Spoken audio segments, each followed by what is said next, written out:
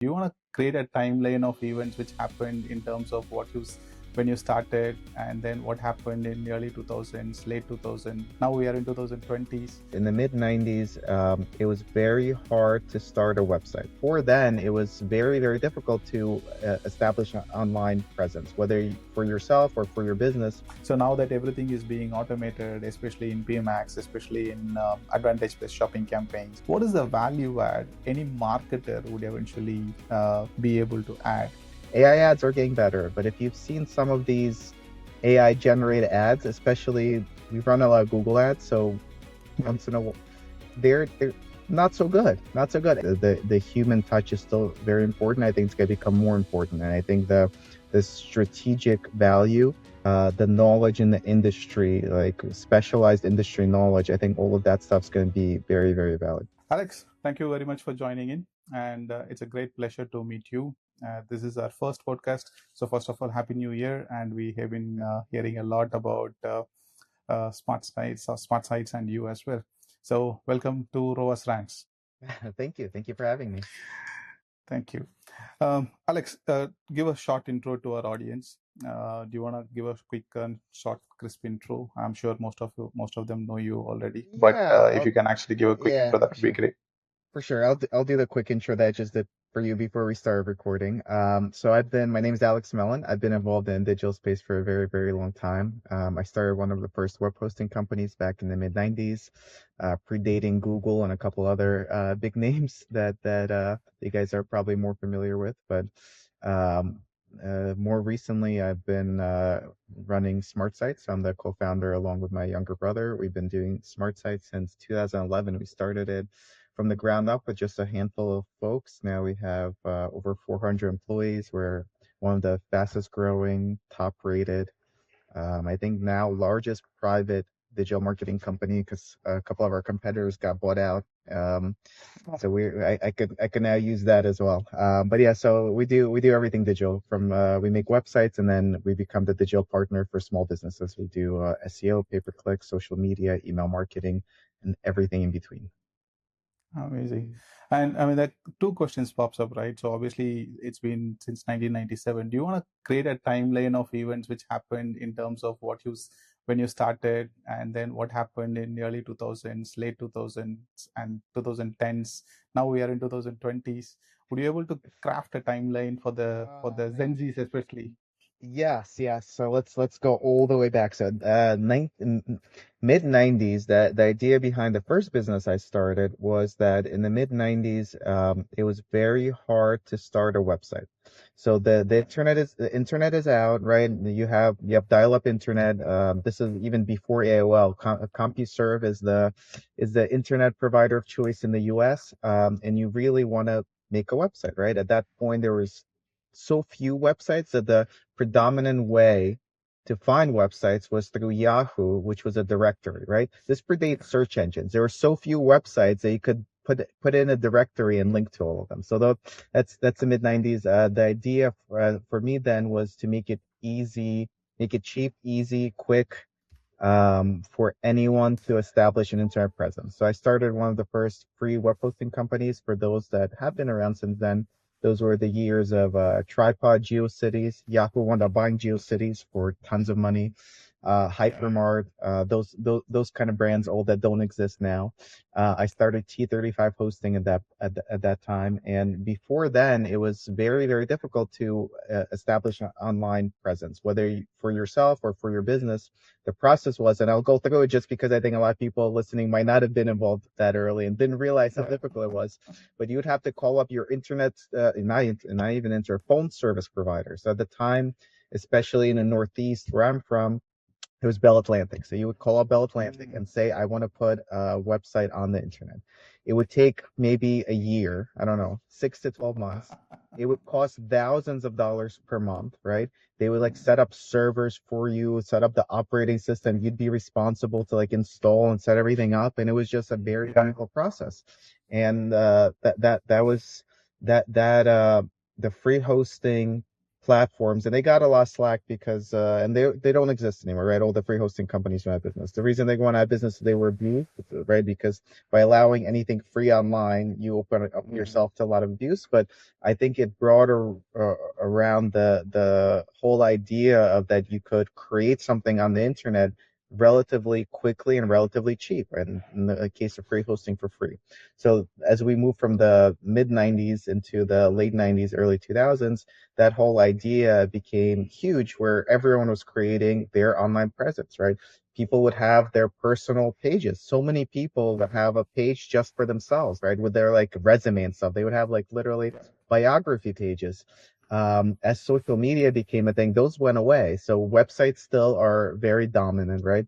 But in the 2000s, we moved into the whole social media craze, and you no longer needed a personal website because you had a LinkedIn page or a Facebook page. And the whole social media boom created huge opportunities for advertising, for online presence.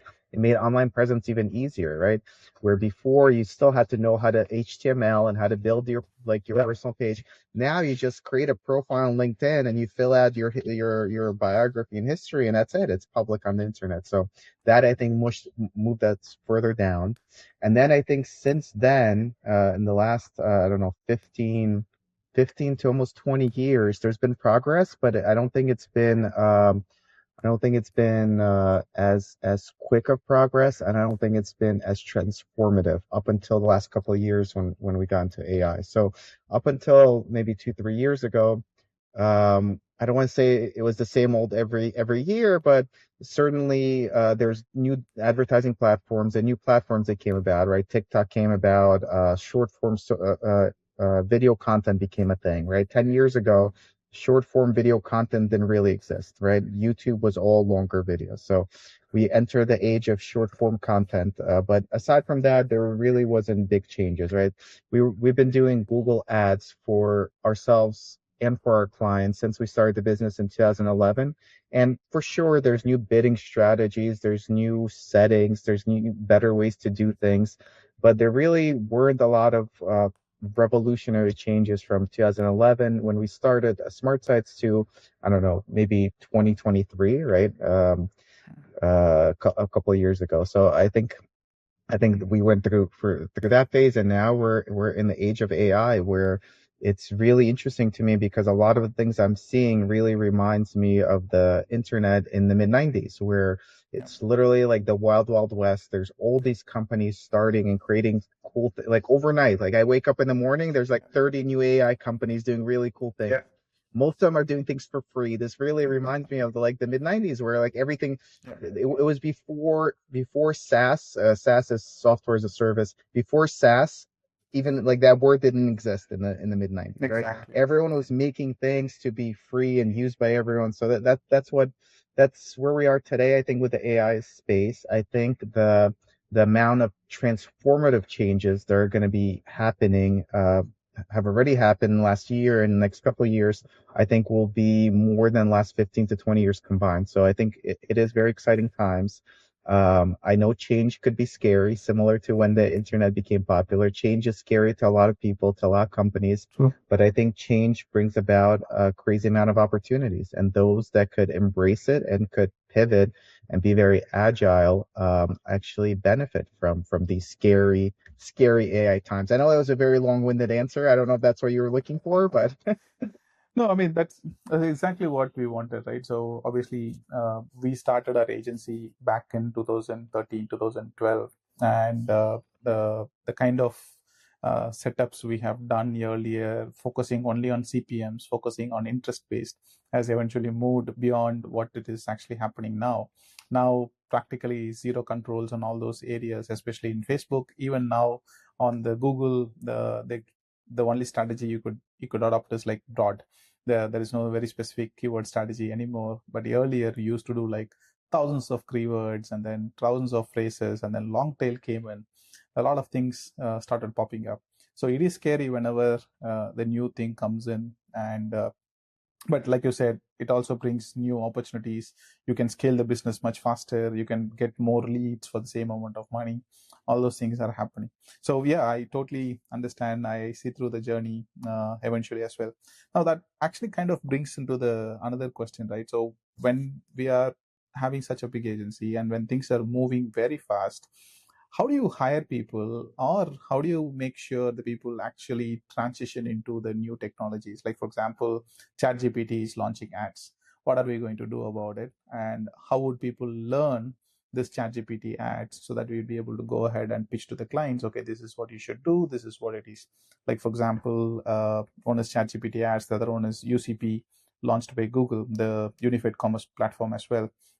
These are the areas where it's scary. So how do you see the people generally try to transition into it, learn and adopt, Yeah, especially when you have 400 people working for you? yeah, good question. And so we've very early, well, not very early, throughout our whole company history, we were very focused on people learning as much as possible, right? We even have a credit that any employee could, I think it was just, I was gonna say don't quote me, but I know this is gonna be public. It was 1,500 a year. I think we either raised it or are about to raise it, where people could go to a conference, travel. We cover flights, hotels, everything. Go to learn something new, right? So I think culturally you have to kind of be in that kind of mindset, not the opposite mindset. I know a lot of companies are the opposite mindset. Like I know companies that block ChatGPT and AI search in the workplace, right? For good reasons, right? There's been some some cases that warranted. I don't want to go off to too many tangents, but someone at Samsung needed help coding the mobile repository issue with their mobile repository. They uploaded the whole repository to ChatGPT, and then their competitors started being able to use their code. So there's certainly there's reasons to block it, but generally speaking, you just want to create the guardrails and really encourage everyone to use it. And the analogy I've used is having seen this firsthand in the early mid 90s, is you really want to embrace the change. And what's interesting is I spoke I've spoken about ChatGPT and AI at a bunch of conferences, but more interestingly, I've spoken about it at small groups where I've been asked to come in and talk to executives that have been like very afraid of it. They're like, "Is this going to take away my job?" Like I literally get brought in and by the way, I stopped doing those because I get no business from it. But it was interesting where I would get asked to come in as an expert and like tell these executives they're not going to lose their job. So I think the best analogy is in the early to mid 90s, computers started replacing typewriters. This sounds crazy, I know, but in 90s, early 90s, a lot of office places were still using typewriters, right? Computers and typing on computers did not become mainstream until later in the 90s. And a lot of workplaces were against computers, right? They weren't trusting how the data is stored and things will crash and I need someone to maintain it, and they did not embrace it. And whole industries were made around consultants coming in and training employees to use computers instead of typewriters. And this all sounds crazy, but the companies who embraced it were a lot more efficient, right? Imagine a typewriter, you would have to white out. You make a mistake. You know how many mistakes I make when I type? You would have no idea. Like without like if I had to white out everything I wrote, that would have been terrible. I'd waste half my day. So people became more efficient, companies became more efficient. Those who did not embrace it went out of business, right? What can I say? The employees that embraced it became more valuable, right? All of a sudden, even any job, like let's talk about a secretary that used a typewriter before, right? Now he or she is using a computer and has word editing, grammar correction, spelling correction, could backspace instead of white out. They're now not only more efficient, they're more valuable as an employee, not only of their current company, but to any other employer. So by learning this stuff and becoming efficient at it, they're actually becoming more valuable. So I don't think there's going to be mass like layoffs of people. Yes, there's already been some layoffs as efficiencies start happening, but I think generally speaking, people who embrace it do become more valuable, more efficient. They could accomplish more. I try to tell these executives that they probably will not lose their job. There's still value to the human thought, strategy, and whatnot, but some parts of their job will be given away to AI, and that actually makes sense. Like the very remedial stuff that right now you're spending a lot of time on that could be done by AI should be done by AI, and you should focus your time on other things. So it's been very interesting to watch this whole revolution, and I see so many parallels to the PC revolution in the 90s, because I was very fortunate that I was exposed to technology at a very young age. So I had computers around the house when I was 10, 11, 12. I was taking them apart, putting them back together. So I've seen this whole computer trans PC revolution, and there's so many parallels. And I get asked all these like weird questions too. Like I presented to a big group, and they were like, and I was showing that there's jobs as a prompt engineer. So if you go on a job site in the US, Indeed is popular. Companies are paying $300,000 for prompt engineers, like literally as a prompt engineer. So this guy goes, my son is currently in school for something else in university and college.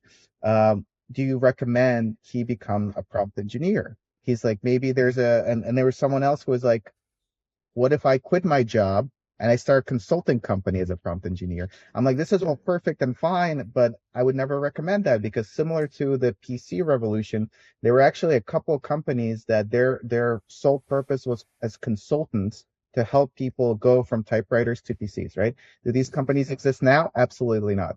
Do you see like a PC consultant like helping people like learn PCs and learn how to type on a PC?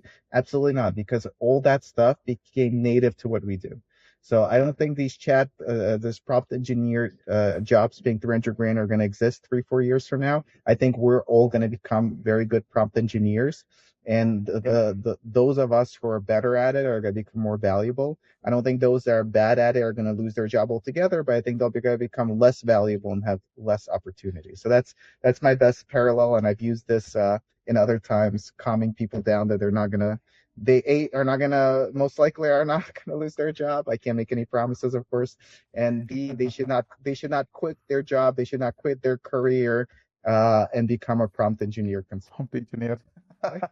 You should look at it. They pay like six-figure jobs pays very well, and it's I use this in my slides very often because some of them are just so funny. But if you go and look up prompt engineer, there's hundreds of posts, and people. Some of these are like the funniest things ever. Like one of them, I screenshotted for one of the sessions I've been doing.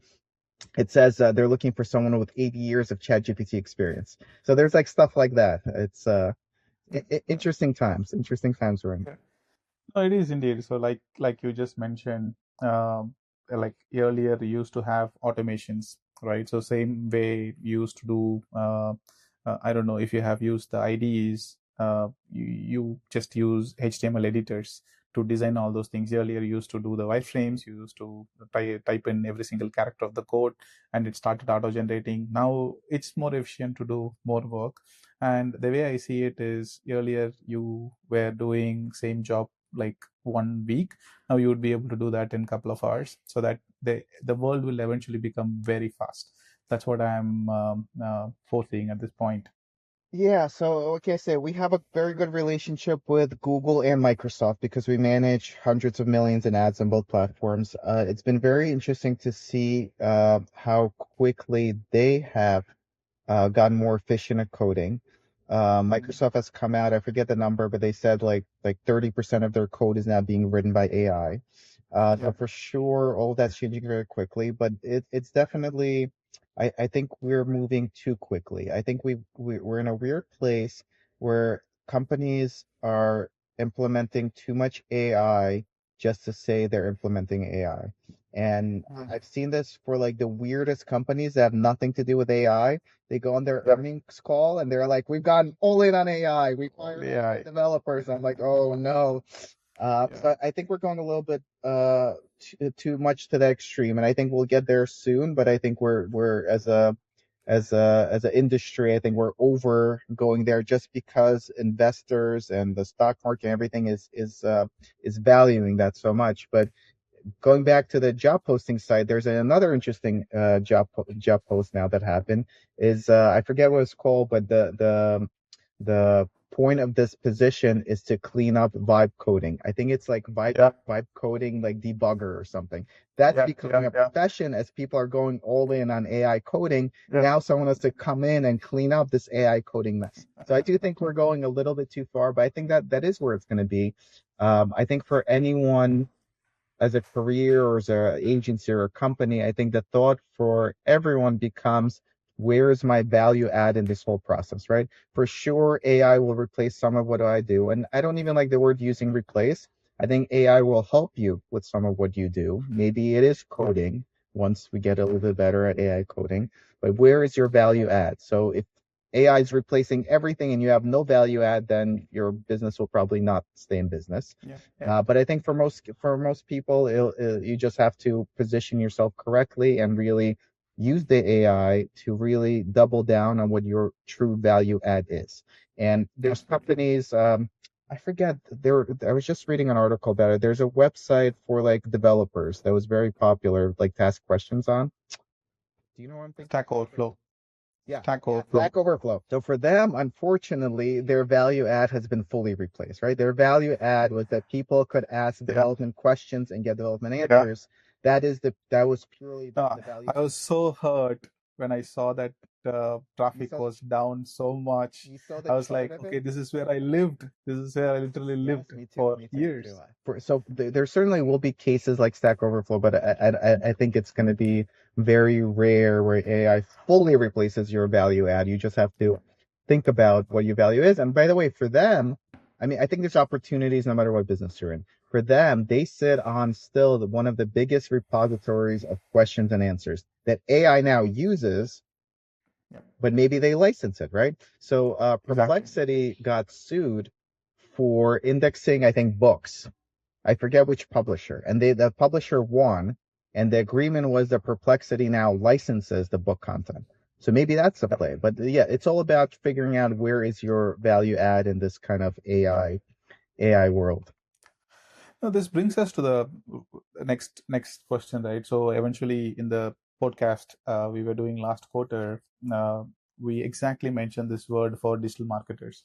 So now that everything is being automated, especially in PMax, especially in Advantage Plus shopping campaigns or Advantage Plus campaigns, what is the value add any marketer would eventually be able to add is becoming a biggest question right now.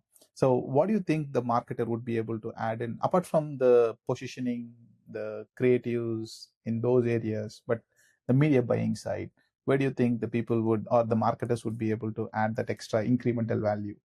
Yeah, for sure. So that becomes that was a very popular question I got asked when Mark Zuckerberg, which by the way, I met him a bunch of times. I went to school not too far from him, and I met up with him at a lot of entrepreneurial events. So I can't say I know him super well, but I know him a little bit. But he came out 6-9 months ago, maybe a year ago, and said that he sees that Facebook advertising is all going to be AI automated, right?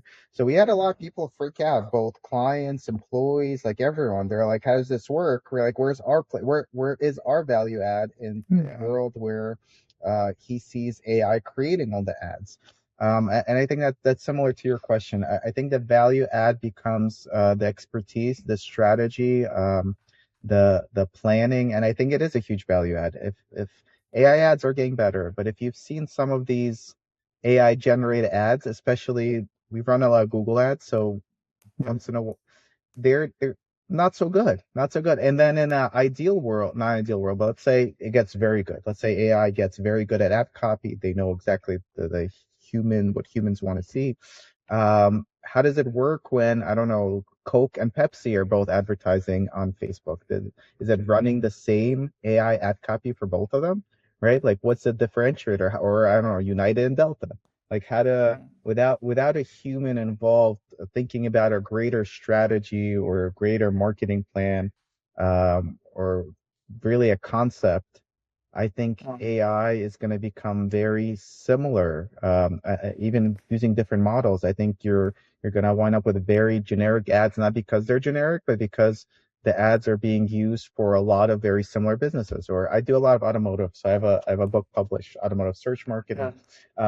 There's a lot of dealerships, and they compete with each other, and not a lot of people realize, but Honda is the brand that makes the car, but then each dealership's individually operating, and they want to get the car buyer away from the dealership next door, right? If AI Yeah, is creating all the same ads for all these guys, guess what? No one's going to click on any of them. They're going to click on the ad that is created by a human that's different. So I yeah, do think there's still a lot more value add. I think AI could help with a lot of things, and it's already helping us be more efficient. It's helping us brainstorm content, brainstorm ad copy. But I think the human touch is still very important. I think it's going to become more important, and I think the strategic value, the I don't know the knowledge in the industry, like specialized industry knowledge, I think all of that stuff's going to be very, very valuable. yeah, right. No, I mean, the way I at least see it is practically when the marketer is able to put in the multiple data together, right? So what A doesn't know is the context. Like you said, okay, create a copy for dealership. It's going to create the copy for dealership. But what AI misses is the lot of context about that particular dealership. Where does it stands? Who is the typical customers? And how does that whole thing works? And how do you make sure that ad actually reaches to the right person? Is that ad bringing the right kind of people? Those are the primary areas, is what at least what we are seeing in the market in terms of marketing experts are able to dig in and understand. Okay, this is what this business is doing really really well, and these are the areas where we should actually squeeze in a little bit more on the AI side. And just a follow-up question on this, Alex, if you can think a cursor for marketer, how would that be? Like, for example, you heard of cursor, right? Cursor or Claude, which can actually do the AI assistance, the coding assistance. If AI market, or if a marketer has an AI, how would that would look like for you in the future? Yeah, good question. That'll be interesting if someone does come up with an AI tool specifically for marketers. I mean, there's the generic tools, right? The Perplexities and Gemini and ChatGPT of the world that could do it. There's also the built-in platform ones. So Google Ads, Facebook Ads, Microsoft Ads all have built-in AI assistants that do a lot of stuff. It's not like a free range AI assistant yet, uh, but it's certainly moving in that direction. I think there'll be a lot of value in all this. And you know what? This really reminds me. I don't know if you used Microsoft Word back in the day, like not the recent Microsoft Word, but 15 years ago when you had Clippy. Do you remember Yeah, Clippy? yeah, yeah, Clippy yeah, would yeah, pop up and say, "How can I help you?" That exactly. that that.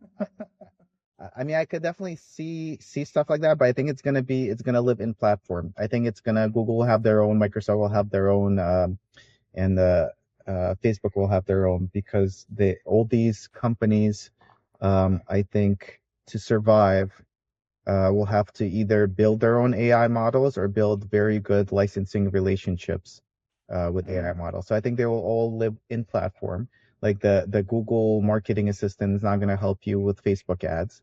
But I do think I think that's the future. I think these marketing AI assistants will help the analysts be more efficient. And I think what winds up happening is it brings up the bar at where you start. And what I mean by that is if you have a very bad agency or a junior analyst. And nothing wrong with junior analysts. I'm just saying like they're just a junior analyst. They're like right out of college, right? There's like a certain level that takes them to like work their way up, or like a not so good agency. I don't know. They train bad. They hire bad people. I don't know. There's like a level that's like let's call below average. So you have a mm, super junior person out of college, or you have a bad agency. They're managing your marketing. Your performance is below average, right? I think it yeah, brings that bar up. Like that level disappears because with the help of AI, no one should be at that level anymore. I don't think AI helps a lot at the top level, like the super experienced people. Like for example, I do tons in automotive, and I have a lot of what can I say, real world experience and a lot of data and a lot of like a lot of things that I could still do better than AI just from that kind of background, that kind of experience. So I don't think in my case it helps me a little bit, but not as much. But I think it raises the bar, and I think in an ideal world it raises the bar and the bottom for everyone, for the analysts, for the companies. yeah, Everyone using these AI assistants should no longer be making silly mistakes. And Nice. We just had an account we were auditing for very I know this is recorded, so I won't name any names. Big national brand that was doing advertising just in the US, and they were spending a ton of money, and they were running a lot of Google ads, and we went into their Google Ads account, and they accidentally had the targeting set to worldwide. So even though they're just in the US, they were spending a lot of clicks. Actually, more clicks came to them from Africa than from the United States. And they've been running this for 3 months. They said they switched to a new agency, and the new agency must have not noticed. So I think AI gets rid of that kind of stuff, right? Like the mistakes, right? We could that should not have happened, right? That even if a human could miss, like the AI check should catch. So I think that's what it brings to the table. I think it brings everyone up a level, and gets rid of like the poor performing bottom. Nice. No, I personally think if we could do cloud code for marketers, I think it'll be like one system which will have all uh, uh, the first party data and be able to push the data back into all platforms and be able to say, okay, fine, you are doing good in Google and you have to do the same in Microsoft ads, or you're doing good in organic, you could do the same in terms of targeting in Facebook ads. I think that would eventually evolve into a great system, especially sitting on top of the data. I think that would be a most fun thing to do, fun thing to work on, similar to how developers right now having fun with vibe coding. I think tomorrow we'll have something like vibe marketing or vibe media buy. So Yeah. Yeah. I think that would be fun. And another question, Alex, in terms of automotive things, when we were running agency, there was one issue we always come up with, right? So you run the marketing, and after a couple of months, the when you try, not couple of months, maybe a couple of quarters, when you go and try and renew the contract, the brand owners come up and say, "Hey, all the leads you have generated is junk. I don't know why I'm paying you." That's a very typical mindset what we have encountered.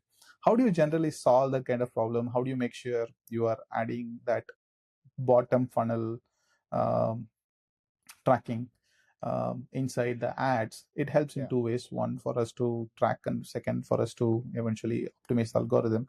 But how do you deal with that, especially in the automotive space? Yeah, good question. And I could talk not even automotive, we could talk about holistically any industry. I think it's the same problem. What you described, I really hate that relationship with a client. I really hate it, and I think it. And certain clients are like that, and we've turned down business, and I've had conversations with brands that's not the correct approach. I think the correct approach is not adversarial, right? That's like the adversarial like conversation. I have to go and fight with my agency because if I fight with them, they're gonna give me better leads. I think the best approach is when we become the partner to the business and we're all on the same page, and the goal is to drive in business and not to have adversarial conversations.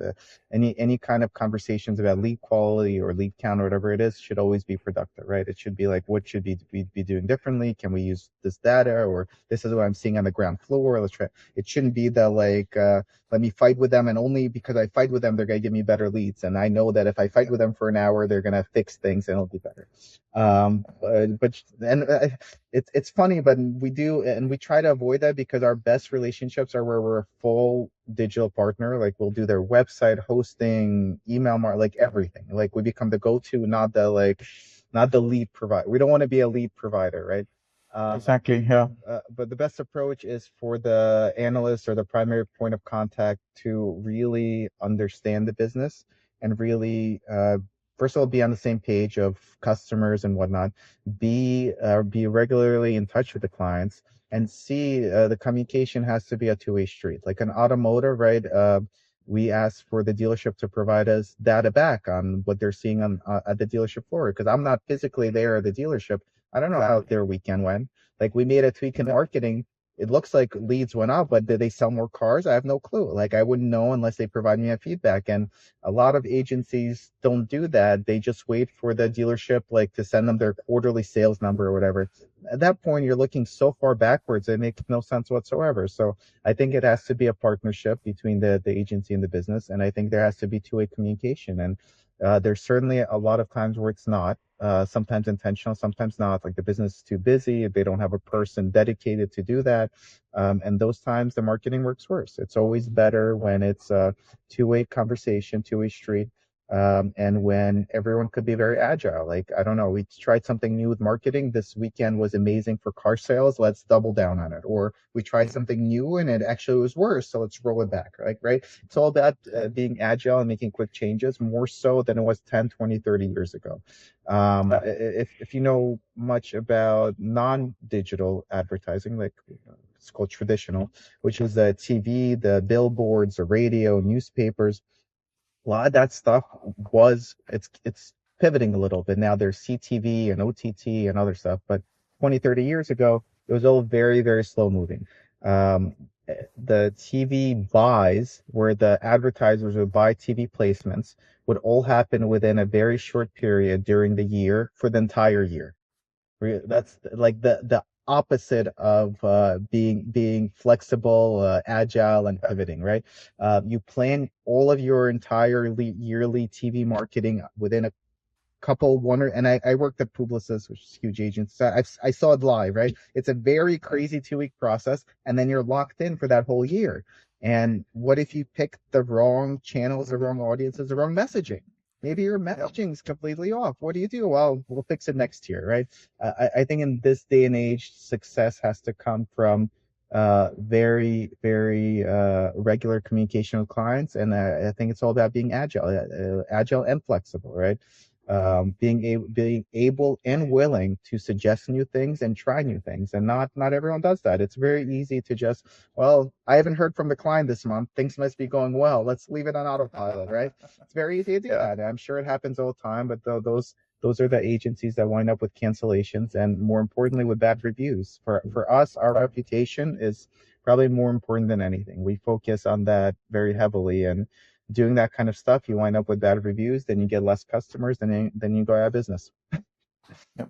And in terms of this feedback loop, do you use any automations, or is it still manual? How does Sure, the feedback loop it has function? to, yeah, it's funny. So, very good question. Internally, we have a lot of, I don't want to say automated feedback loops, but every task that goes out from one team to another has the ability for feedback in both directions.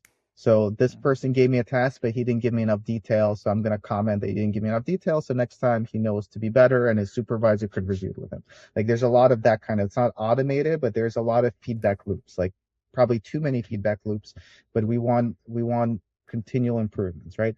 With clients, it's super, super manual because everyone is very different. Everyone has different comfort levels. Everyone has different expectations. Um, and everyone works better differently. And what I mean by that is, I don't know, some people are very old school and want to get on that phone call every week and just chat about how things are going. Some people only want to speak on text. They want to like text and I don't know, update my campaign, change this, right? And then there's everyone in between. And especially in automotive, we still have a lot of people who like the in person. It's a very traditional industry where a lot of deals still, I call them handshake deals. They literally like won't do business with you unless they see you in person and shake your hand. And after that, they don't need to see you, but they need to look you in the eye and shake your hand. So I think it has to be still very manual and very specific to how people want to do it. And the biggest, and I go off on a lot of tangents, so I apologize in advance. But I think No, that's okay. so I'll go off on another tangent. The businesses that I saw be the most successful during COVID, like the small businesses, were the ones that were willing to embrace that. And what I mean by that is, like for car dealerships, let's say in New York City, the car dealerships could not be open. They had to close for COVID, like physically had to close. Imagine a car dealership selling cars, cannot sell cars, they're physically closed. So those that became very flexible with like, well, this consumer wants to text me. This one wants to use the live chat on my website. This one wants to physically come in. So let's figure out how to get them in. We're the ones that did well. And I don't know if you know much about the automotive market in the US, but prior to COVID, no deals were ever made not in person. I think it was literally the dealership's goal to get someone in person into a dealership. They would not discuss pricing, they would not discuss financing, leasing. They wouldn't discuss any numbers unless you were there in person. And it was crazy to see how within 3 months, the dealerships that pivoted, and guess what? They could give you a lease price over live chat, or they could text you and say, "Send me pictures of your car. I'll give you a trade-in value." The ones that became flexible with communicating to clients were the ones that did very, very well in COVID. Yeah, yeah. No, I mean, I totally relate that. I mean, we work with education clients, and they used to come. The students used to come and get counseling for opting out and study either in US or UK, and everything suddenly became live calls, WhatsApp chats, and you are able to close uh, thousands of dollars deal over a phone call, over a chat, without people visiting the office at all. So I can entirely relate to that transition out there. So I mean, in the whole thing now with Google Ads, let's talk about couple of technical standpoints. One is conversion tracking. Now that you work with a lot of automotive clients, everybody uses different websites. How do you handle this conversion tracking? That is one area. And do you also do the bottom funnel conversion tracking as well? Like, for example, we have generated 2,000 leads. How many became opportunities? How many became I don't know, proper sales? So Okay, do we also do that? good question. What can I say? It's as not even automotive, but in general, as any business, we are very fortunate to have Google Analytics as an almost unifying source. And what I mean by that is, during the early 90s, there were two or three website analytics companies. I forget them now, but one of the bigger ones was Urchin. I don't know if you Yeah, remember that back I in the know. day. Yeah, yeah. It was very, very expensive, and most companies not do it. I think the Urchin's package started at $1,000 a month. Google Analytics bought them and made it free. So what really helps me and everyone is Google Analytics has become almost like the standard. Yes, GA4 is giving everyone issues, and yes, we now have to track events and set conversions, and each website shoots different events. But we use Google Analytics as the, I guess, neutral third party data source, and not all the website providers embrace it. For example, dealer.com, which is one of the biggest automotive website providers, does not do GA4. You have to like get them to install it, but once installed, that's become our unifying source, right, of data. From there, we go down to calls and forms, not to actual car sales. But there's ways to connect it back to car sales. It's not always perfect because I don't know, the husband submitted the lead and then the wife bought the car and her name's on the car, yeah, right?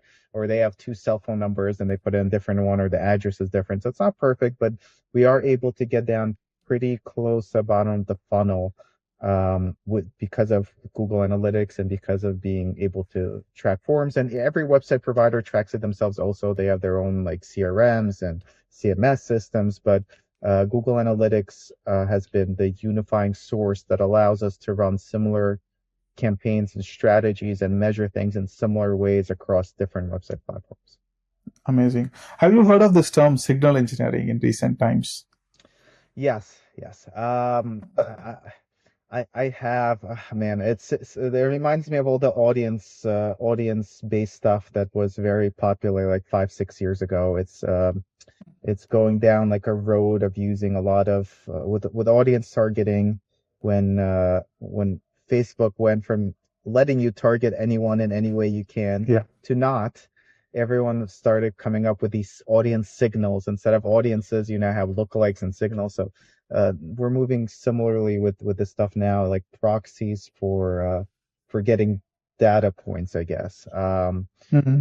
At the end of the day, nothing's going to beat first party data, right? But I think everyone is trying to get creative with the data that they are able to get to be Exactly. more efficient. Mhm. No, yeah, I mean, we have seen a lot of advantages in value-based bidding, especially when you bring the CRM data and how do you use that to get more quality leads. But it all works in a volume. It doesn't work in a very small Yes. 5, 10, 15 leads. So the moment you have Value-based volume, bidding, sorry to interrupt, but value-based bidding has yeah, been so huge for dealerships, automotive. I've been talking about it for 6, 7 years now, but for whatever reason, it doesn't really happen much. Like other agencies in automotive don't do it. And the yeah, reason for it is because in automotive, the things you measure, the things you should measure, starts at the top, what's called a VDP, which is a vehicle description page. mm, So someone looked at a specific car. So a lot of yeah, people are measuring that, the VDP. Someone looked at a car, that's some kind of a conversion. That's fine. On the yeah, bottom, you have forms, calls, and store visits. Google Ads actually gives you store visits because these are actually physical stores with a Google My yeah, Business linked up to it. So you see the store visits. So if you're capturing all these conversions and not doing value-based bidding, you're valuing someone looking at a car at the same level as someone physically coming into a dealership. And from our research, someone coming into a dealership is actually 100 to 1,000 times more valuable, yeah, but you're not telling Google that with that value-based bidding. exactly, So exactly. all industries have this wonky stuff. Like if you don't use value-based bidding, you're not doing so well. But automotive has been the worst because if you're telling Google a VDP is just as valuable as a phone call or store visits, all your optimizations are going to be very out of whack. And I've been preaching this for a long time, and I have no idea why dealerships don't embrace it. I have no clue. The feedback I've gotten is, well, I don't know what the value of the phone call is. But it's not about the value. And by the way, I have like a whole chapter in my book on this stuff. You don't even need values for value-based bidding. So for anyone listening, Yeah, you don't need absolute values. It could be ratios because Google doesn't really fine. It cares about values if you're doing ROAS targeting or whatever. But as a service business, let's say you don't make a product, it's not as much as what the value is as what the ratio is. So if you know that a phone let's say you don't know that phone call is worth $100 to you. You have no idea how much your phone call is worth to you, which by the way, as a business owner, you should. Someone calls me, how yeah, much is that worth to me? You should know that before you spend anything on marketing. But let's say you don't. You should at exactly. least Yeah, know how much more times it is more valuable. So for example, for my VDP example, a store visit, let's say, is 100 times more valuable to you than the VDP. You set the value of the VDP to 1, and you set the value of the store visit to 100. It doesn't have to be absolute numbers because Google, the way Google bidding works, it doesn't need the absolute numbers to bid effectively. It just needs the ratio. It knows that that was 100 times more valuable, so it's willing to spend 100 times more in theory for that conversion versus a VDP. That's all it needs to know. So I don't know why everyone's so scared of value-based bidding. I see it done so rarely in automotive yeah, and small businesses, like e-commerce, yeah, whatever. It's more common, but man, it's 2026, and I don't know, yeah. 8 out of 10 accounts I look at don't have value-based bidding. So I don't know what I to know. do. But thank you for pointing. If you remember this, in 2023, Google has released something called offline conversion tracking, OCT, Yeah, OCT calculator. In the OCT calculator, they have exactly mentioned what you just mentioned. You don't need to know the value of a phone call. All you need to know is what is the difference between step A and step B of the funnel and step C of the funnel. And if you want to get more step C's, then you have to adjust your values based on that. So that's how it generally works. I mean, would you able to just break this down in a technical term or a non-technical term, like why this is important, we spoke, but how this thing would work with a couple of analogies or very simple example. Okay, if they give value based, how the algorithm would learn, yeah, and if they don't give value based, what would learn, so that yeah, at least the marketers would understand, okay, what is the reason behind of doing it. yeah, for sure. I was gonna, I could share a deck that I present on it, but I won't. It'll take too long. Yeah. So a That's couple okay. I mean, examples. we have time. We're gonna cut it. If you feel that would help the viewers, we definitely can. I'll walk through it in my head. I presented this deck like 4 years ago, but I'll walk through it in my head. So we had a very interesting case. So when the Porsche Taycan came out, so if anyone's familiar with the Porsche Taycan, it's an electric car, and I don't know if this will be on video, but if it is, it looks like this. I had one, that's why I had one of these.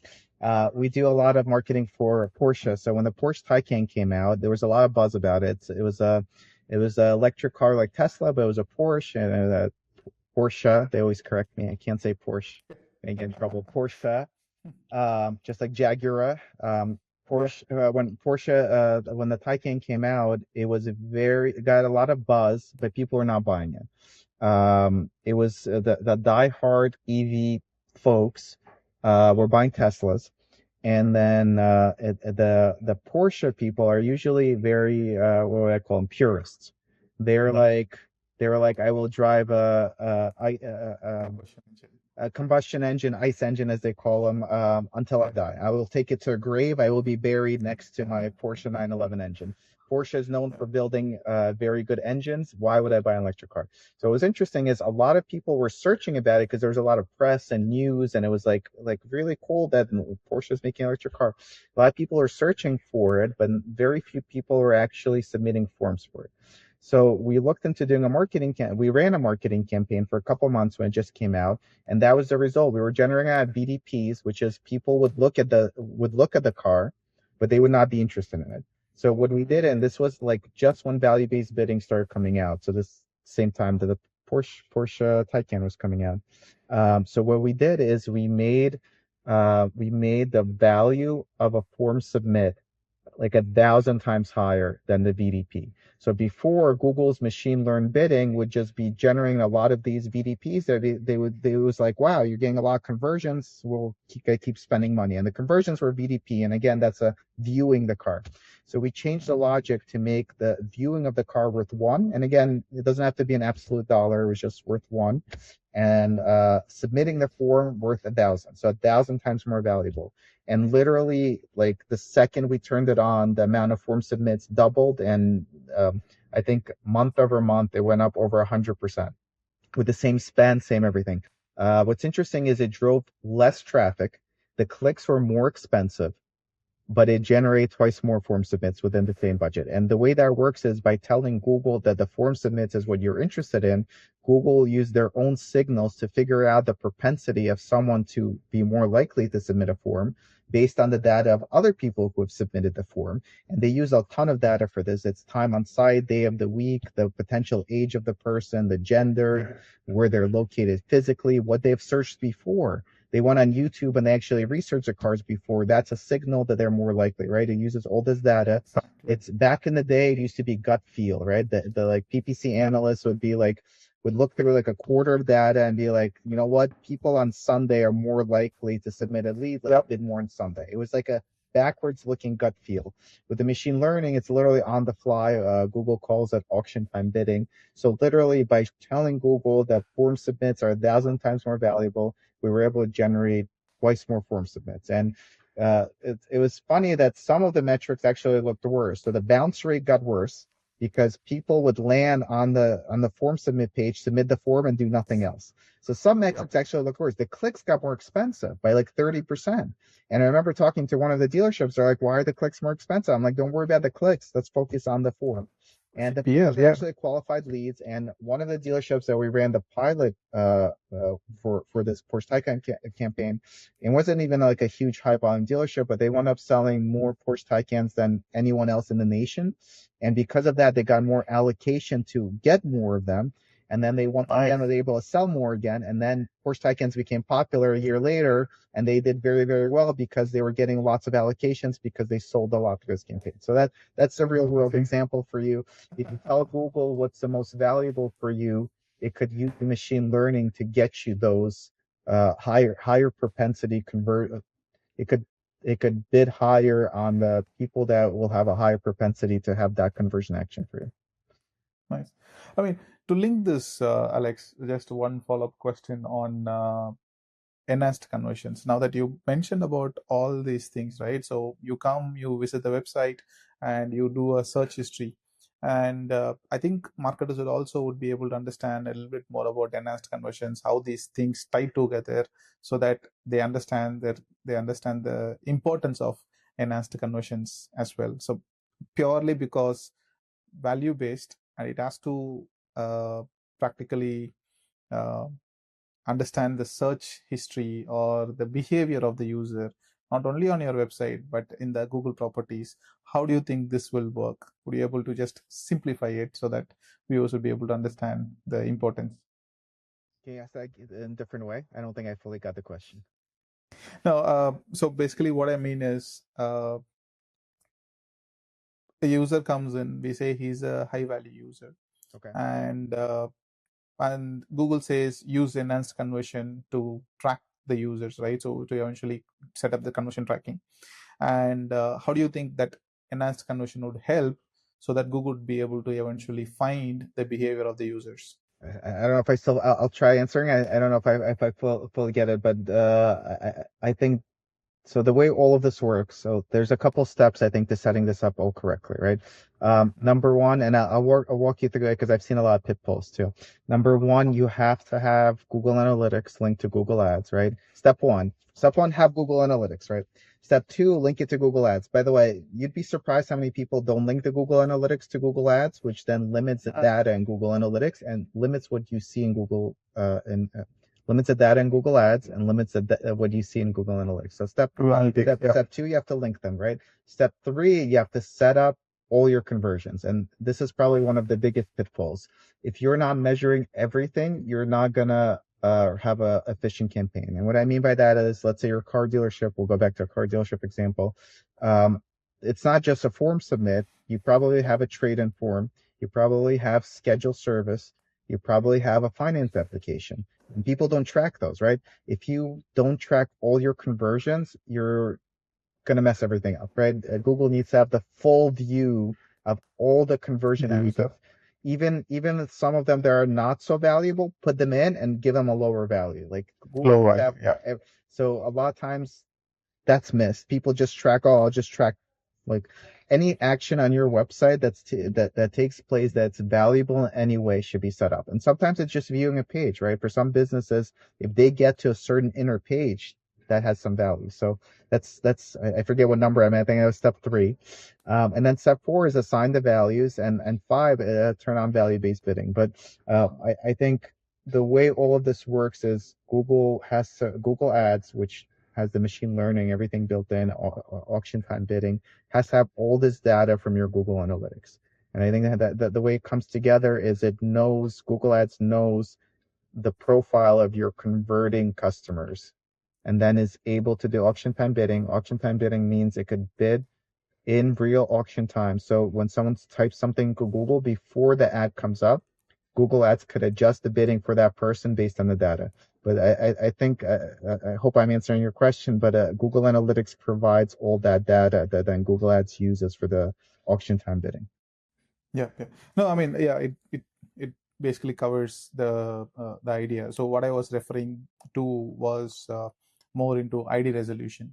So why users should start capturing that user information on the form and push that data back into Google Ads so that it's Vishnu that is actually a high value customer and it's Alex is a high value customer and we should go after Vishnu and Alex so that we would bring more people like Vishnu and Alex because these both search history or the behavior would look like a high value customers. So that is what I was trying to refer to as well. Got it. Yeah, makes Cool. sense. Yeah. So, Alex, just to give a summary, so we eventually started with a nice timeline of whatever we happened. We definitely feel old right now with whatever we have seen and what's going on in the market for multiple years.